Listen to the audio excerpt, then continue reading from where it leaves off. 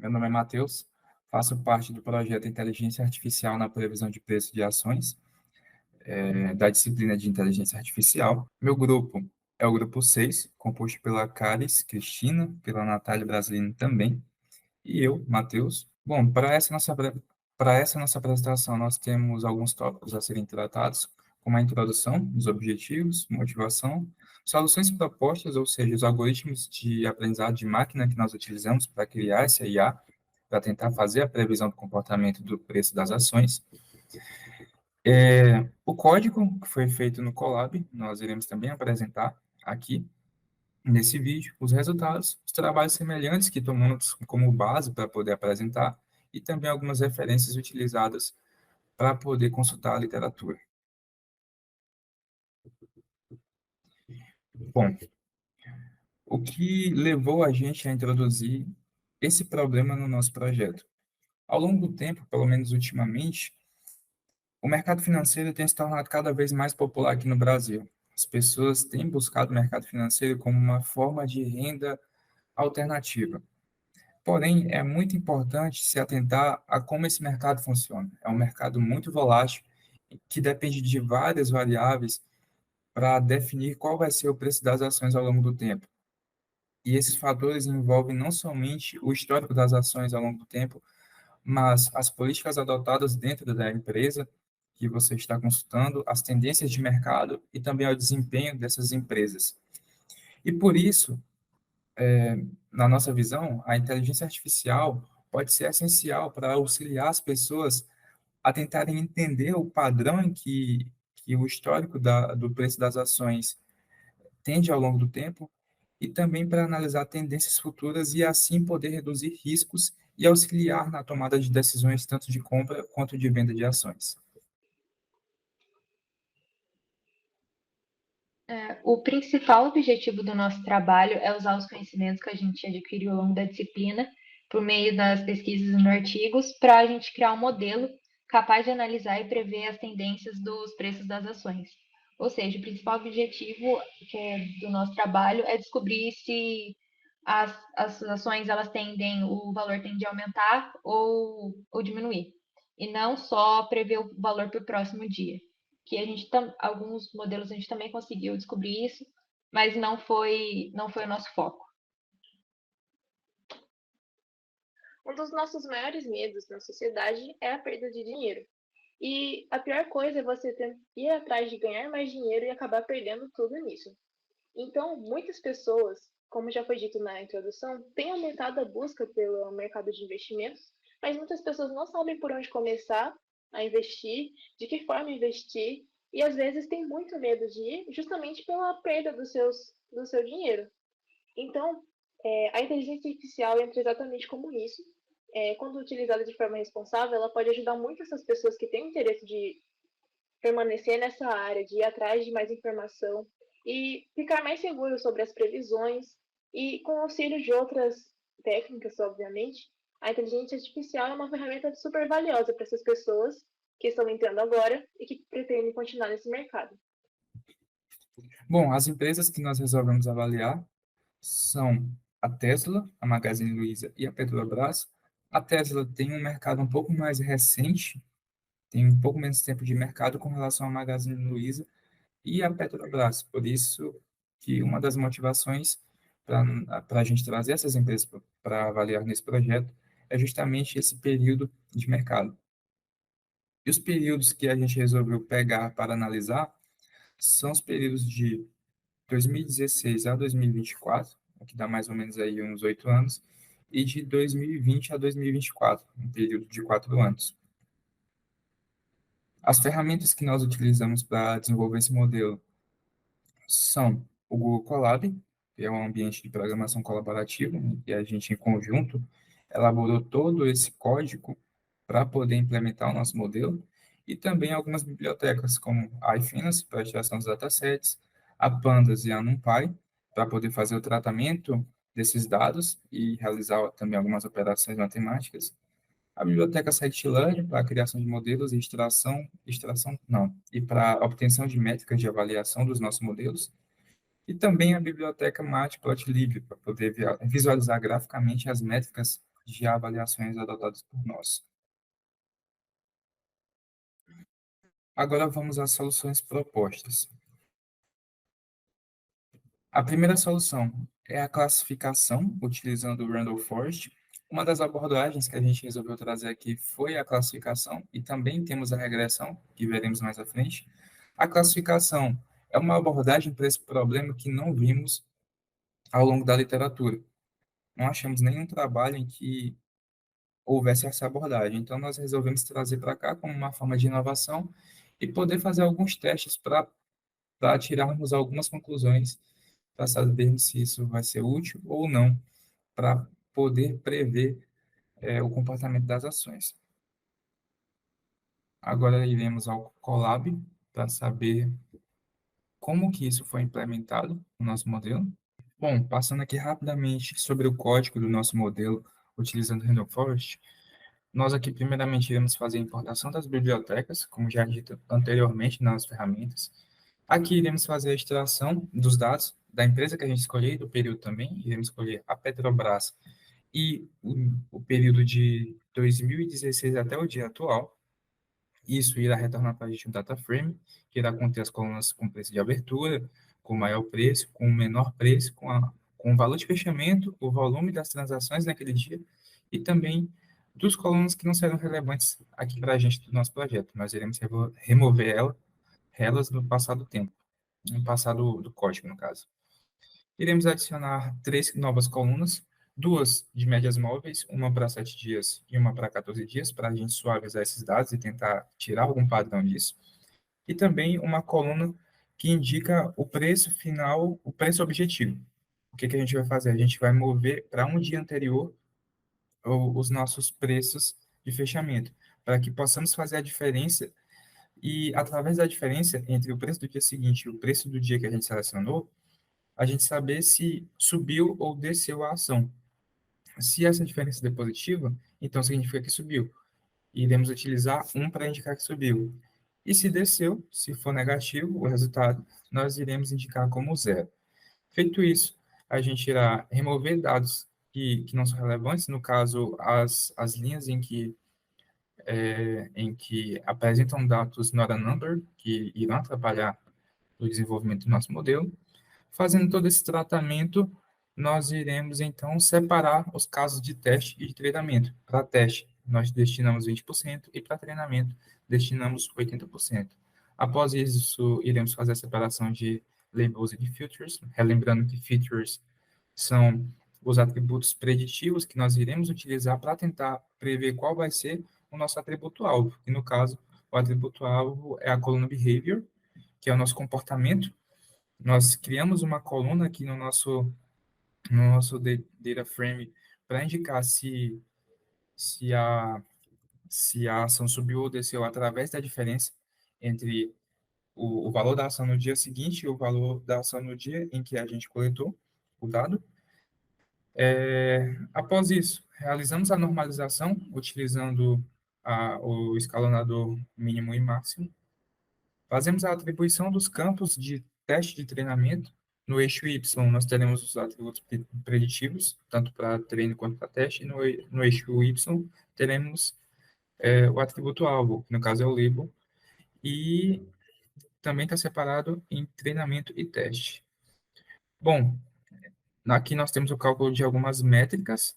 Nós fazemos o treinamento, no caso, primeiramente, fazemos um fit no nosso objeto Randall Forest, ele irá rodar o nosso algoritmo de aprendizagem de máquina nos dados de treinamento, e após isso nós faremos um predict para fazer o nosso teste e tentar ver qual vai ser essa previsão.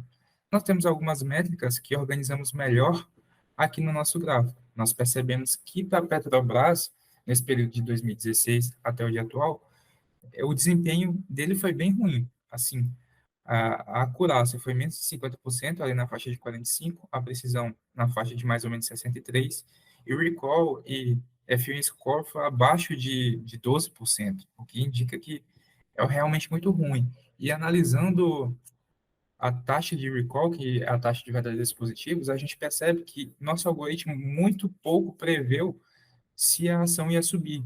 Na maior parte do tempo, ele preveu que ia descer. Então, por isso, se a gente for analisar a matriz de confusão, nós percebemos isso, que na maior parte do tempo, grande parte do tempo, inclusive, ele faz a previsão de que o preço da ação irá descer. Por isso, um recall tão baixo. Usou para esse trabalho foi com a rede neural, com o uso da arquitetura LSTM, que é um tipo de rede neural capaz de aprender as dependências de longo prazo e também para evitar esses problemas relacionados. Ela é capaz de lembrar informações por longos períodos de tempo, que é o seu comportamento padrão. Então, com isso, eu vou mostrar o código que foi elaborado. Em primeiro lugar, aqui a gente tem a importação de algumas bibliotecas, as principais, as mais comuns, Pandas, NumPy, para a gente poder mostrar os gráficos que a gente conseguiu gerar.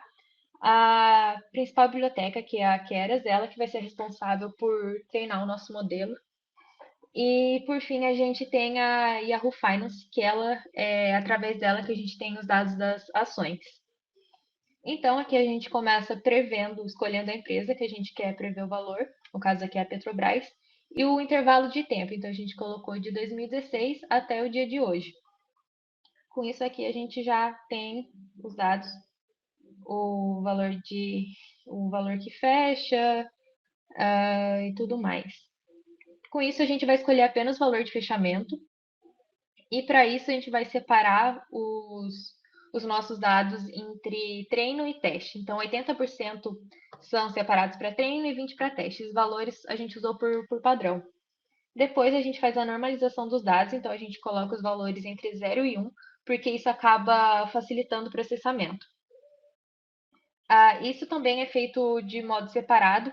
A gente primeiro faz essa normalização dos dados teste e depois de treinamento para não ocorrer o vazamento de informações. Aqui, o nosso modelo vai usar 60 dias para prever a ação. Ou seja, a cada 60 dias a gente vai ter um valor para prever. E isso a gente consegue ver através desse array. Então, a cada 60 dias tem um valor, depois a cada 60 mais 60 dias a gente tem dois valores, e assim segue. Aqui a gente faz a transformação da lista, né, da reshape para 3 dimensões, porque é como o modelo trabalha. E agora sim a gente começa a preparar o nosso modelo. Então, aqui alguns valores a gente usou com base em artigos e outros em teste. Então, aqui, em um primeiro momento, a gente adiciona 256 neurônios. Isso foi com base em testes que foram feitos. E aqui, 60 informações para gerar input. É através nesse pedaço aqui. E aqui o uso de true é porque depois a gente vai adicionar mais neurônios. Depois a gente adiciona essa camada dropout para ela uma técnica para evitar overfit. Ou seja, ela desativa aleatoriamente o número, que no nosso caso é 0,2, que isso ajuda a prevenir o ajuste excessivo dos dados de treinamento. Com isso a gente adiciona aqui a próxima camada. E, por fim, vem mais neurônios na camada dense, que são os que são conectados, são neurônios que são conectados à camada anterior. Então, aqui a gente adicionou mais 50, outra camada e, por fim, o neurônio de saída. Aqui, a gente tem os parâmetros aqui, a gente tem esse otimizador, que é usado para ajustar os preços, os pesos da rede durante o treinamento. E, por fim, o modelo que a gente usa para medir o erro é o erro quadrático médio. E agora sim a gente tem o treinamento do modelo. Então, a gente tem esses dois parâmetros aqui, batch size e epochs, que são lotes e épocas. Esses lotes, eles, durante cada passo, eles são cada passo do treinamento. Então, a gente não treina o modelo todo de uma vez, os dados todos de uma vez, mas sim a gente divide em tamanhos específicos. No caso, foi usado 100, com base em referências dos artigos que a gente pegou. E aqui, as épocas são o número de vezes que o modelo vai passar por esse treinamento. E a cada passada, ele ajusta seus pesos com base nos erros. Então, aqui a gente consegue ver que ele passou 100 vezes para poder gerar os nossos dados. E aqui, por fim, a gente tem a criação dos dados testes, que são os 20%. E, novamente, aqui, seleciona 60 e gera 1. A gente volta para a maneira original, né, dá um shape. E, por fim, a gente retira a escala, que antes estava entre 0 e 1, e agora a gente volta para os valores normais aqui das nossas ações. Por fim, a gente calcula o erro quadrático médio, que no caso dessa ação, que foi de 2016 a 2024, foi de 0,2. E agora a gente cria um gráfico.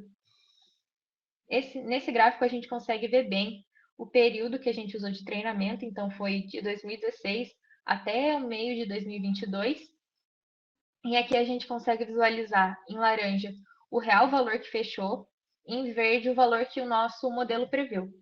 Então a gente consegue perceber que os valores foram bem próximos, e isso pode ser comprovado pelo nosso gráfico, pela nossa tabela.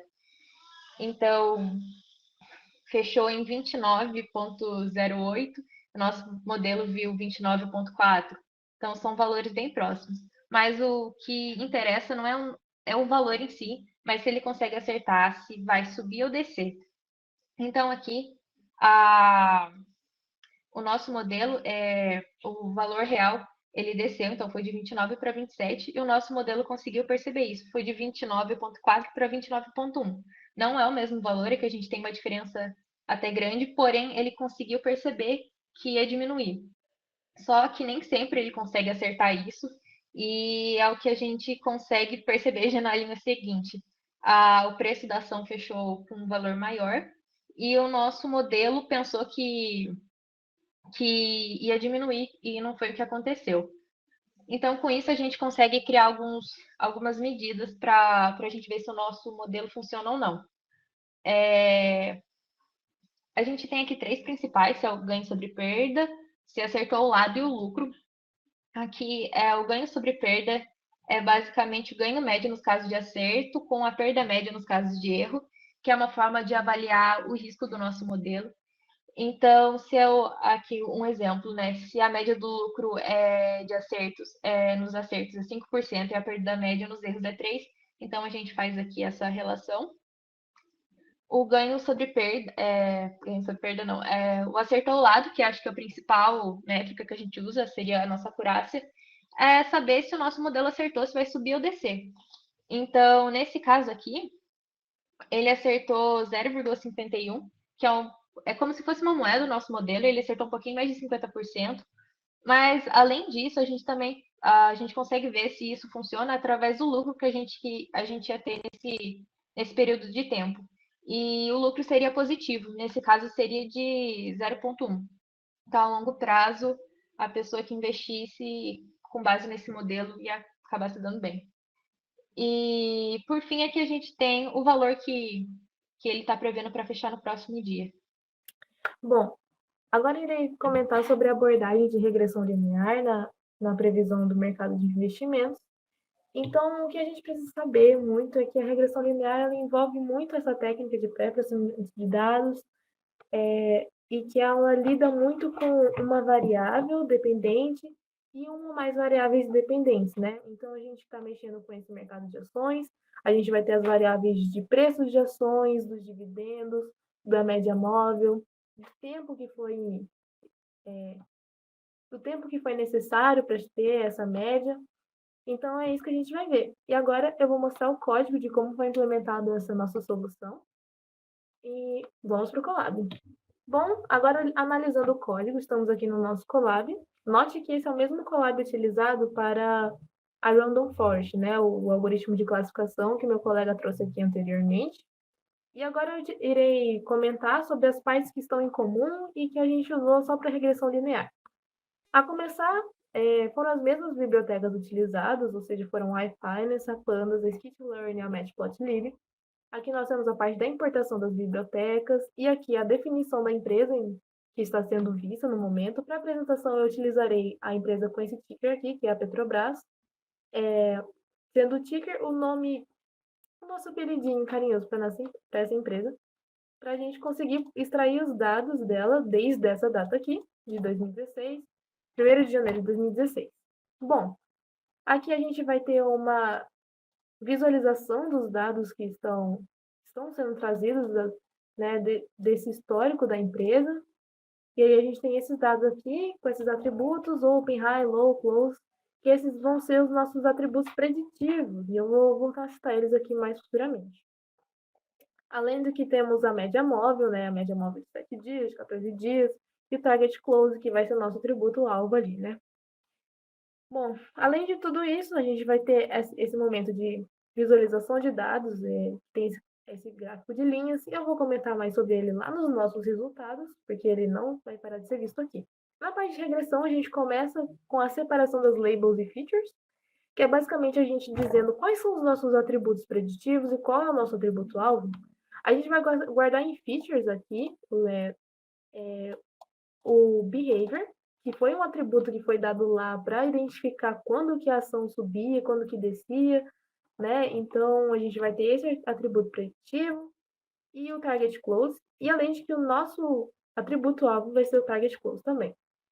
Aí, agora, indo para as melhores features, que é basicamente a gente está selecionando características, quais são os dados que mais têm essas características que nós queremos.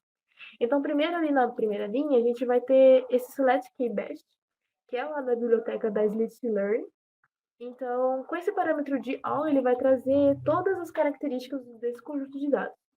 E aí, a partir disso, a partir da segunda linha, a gente, através da keybestFeatures.fit, na verdade, a gente tem que a keybest features. Agora a gente sabe quais são dos nossos conjuntos de dados que tem todas as características. E aí agora a gente vai passar por esse fit transform, que ele vai basicamente trazer qual parte desse nosso conjunto de dados que tem as características que mais importam quando comparadas ao nosso atributo-alvo, que são labels, né? Que a gente definiu aqui em cima, que é o nosso atributo-alvo ali, o target close. E aí, a partir disso, ele vai printar ali para baixo também. Indo agora à parte importante, que é a normalização de dados, que é basicamente guardar nesse scalar aqui, ele vai passar por essa função de min, max e scalar, que ele vai pegar qual é o meu mínimo do meu conjunto de dados, qual é o meu máximo, e ele vai colocar esse scalar, passar por um transformer, e ele vai guardar dentro de um intervalo, por exemplo, de 0 a 1, e os nossos dados vão ficar sempre normalizados dentro desse intervalo, o que facilita muito no nosso conjunto de teste, futuramente nos nossos treinamentos. É muito importante ter essa normalização para que, né, fique mais fácil e até saia mais desenvolvido. Aí aqui a gente vai passar pela atribuição de campos de treinamento e teste, né? Então a gente vai definir aqui o features scale, que foi definido aqui. Aí ele vai passar a quantidade de linhas de treinamento e vai atribuir xtrain, xtest, ytrain, ytest. Então a gente vai printar esse conjunto e o tamanho deles, né? Que é a função len faz. Nós iremos ver agora os gráficos comparativos. Aqui nós temos as ações da Tesla na direita. Nós temos a previsão que começa a partir de 2020 até o dia atual, e na esquerda nós temos a previsão que vai do ano de 2016 até o dia atual. Bom, nós percebemos que são mais ou menos ali parecidos, não muda muita coisa. Basicamente a acurácia e a precisão ali alternam um pouquinho, tem um aumento ali em relação em 2016 para 2020 ali de mais ou menos 10% na porcentagem tanto de precisão quanto de acurácia. E quanto a recall e a film score também tem essa diferença, mas percebemos que há mais ou menos um padrão ali para essas ações da Tesla. Quando analisamos a Magazine Luiza, também é algo muito parecido com o que ocorre na Tesla. A diferença é pouca. Basicamente, o que vai mudar nesse caso aí vai ser a taxa de recall, que dá uma certa diminuída com relação a de 2016 a 2020. Assim, mantém o mesmo padrão para as métricas em relação a esses períodos distintos. E lembra mais ou menos um pouco as ações da Tesla também. Agora, quando analisamos a Petrobras, a gente percebe uma diferença muito grande nos dados. E a taxa de recall, que estava de 1 na previsão para 2016, passou para 1, no caso 100%, passou para mais ou menos ali 0,30, analisando o período de 2020 até o dia atual. Ou seja, o algoritmo se mostrou bastante estável para essa ação da Petrobras. E o que indica para a gente que, muito possivelmente, ele não vai ser útil para fazer a previsão e nos auxiliar na tomada de decisões, porque ele se mostra muito estável. E o mercado de ações, ele não admite essa instabilidade. Qualquer erro que possa ocorrer durante essa tomada de decisão pode resultar em grandes perdas de dinheiro para o investidor. Bom, a começar pela Petrobras, tinha o Close, que era o nosso tributo-alvo, e aqui está a Prediction. E aqui a gente pode ver que eles conseguiram acertar muito pertinho. E ainda mais no gráfico, se você não reparar muito bem, você quase não vê o azulzinho. E o azulzinho, eu vou mostrar melhor nos futuros gráficos, é o real. E o vermelho é o que é a nossa previsão, né? Então, se você reparar bem aqui, você tem que dar um zoom. Deixa eu ver se consigo dar um zoom. Aqui, dando um zoom, você consegue ver que realmente está muito perto a previsão do que aconteceu realmente. Esse foi um dos resultados obtidos por regressão linear, o que foi muito próximo, muito, muito próximo mesmo. Já para Tesla, acontece a mesma coisa aqui, e se vocês perceberem, foi muito próximo. A margem de acerto está muito perto ali do que acontece realmente. E o mesmo aconteceu para o caso da Magazine Luiza. Tipo, se você não coloca um em cima do outro, você quase não consegue perceber. Eu vou mostrar aqui o da Magazine Luiza, como que fica sobreposto. E assim que está o da Magazine Luiza, para vocês terem uma noção, né? De como está muito perto mesmo. Tipo, se você olha aqui nessa nossa tabela, de 2,51 para 2,49, sabe? É muito perto. Então, o algoritmo de regressão linear, ele foi muito capaz de acertar. E vale ressaltar também que a regressão linear, sim, foi muito boa, mas que ela deve ser utilizada futuramente em conjunto com outros algoritmos e mais dados que são essenciais aí para a previsão do modelo de ações. Para analisar nosso modelo em diferentes situações, a gente escolheu 3 empresas, foi a Tesla, Magazine Luiza e Petrobras, para a gente conseguir ver o que o nosso modelo conseguiu prever. Então, aqui a gente começa em 2 intervalos de tempo. Então, a gente tem entre 2016 e 2024. Aqui, com esse gráfico, a gente consegue ver que os valores foram bem próximos. E as métricas que a gente conseguiu. Então, ele acertou um pouco mais de 50% e também a pessoa ia conseguir um lucro. Já no período de tempo menor, entre 2020 e 2024, a nossa probabilidade de acerto aumentou. Então, aqui os valores continuam próximos. A nossa probabilidade aumentou e o nosso lucro também aumentou. O mesmo padrão aconteceu com as ações da Magazine Luiza e os resultados com ela foram ainda melhores. Novamente, aqui os gráficos, a gente consegue perceber valores próximos. E os resultados de 2016 a 2024, a gente teve uma probabilidade de 53%, um lucro de 0,3%, e num período menor, a nossa probabilidade aumentou para 57% e o lucro para 0,4%. Porém, com as ações da Petrobras, a gente teve um resultado um pouco diferente, que não era esperado. Até então, entre 2016 e 2024, a gente ainda assim acertou mais do que errou, ainda teve um lucro, só que com um período de tempo menor, mesmo os valores estando próximos, o nosso modelo, ele mais errou do que acertou, ele acertou apenas 45% e a gente não teve lucro. Então, se seguisse esse modelo, nesse período de tempo, com essas métricas, o resultado não ia ser muito bom. E por fim, a gente tem fazer uma comparação com um trabalho semelhante, que foi o artigo Previsão de Preços de Ações utilizando Inteligência Artificial. Nesse artigo, ele fornece uma comparação entre LSTM, ARIM e PROPET, destacando a LSTM para as previsões de longo prazo. E no nosso trabalho, a gente faz também uso de LSTM, além da regressão linear e outros. Então, com esse artigo, a gente foi capaz de também fazer comparações com a configuração do nosso modelo. Então, no artigo, ele usou os lotes de lotes de 100, épocas de 100, e a camada inicial de neurônios foi de 35, o que foi diferente no nosso trabalho. A gente também usou a mesma quantidade de lotes e épocas, porém a quantidade de neurônios foi diferente. Na camada inicial foi usado 256, isso com base em alguns testes que eu fiz. E o dropout a gente usou os mesmos valores, né, para reduzir o overfitting. E quanto aos resultados, no artigo, ele faz esses testes para prever para 30, 60 e 90 dias do futuro. Enquanto o nosso trabalho é só para... O foco não é prever o valor, mas sim se sobe ou desce. E ele acaba fazendo a previsão de um valor, mas apenas para o próximo dia. E com isso a gente conseguiu concluir em ambos os trabalhos que usando diferentes métricas é possível a gente conseguir resultados satisfatórios.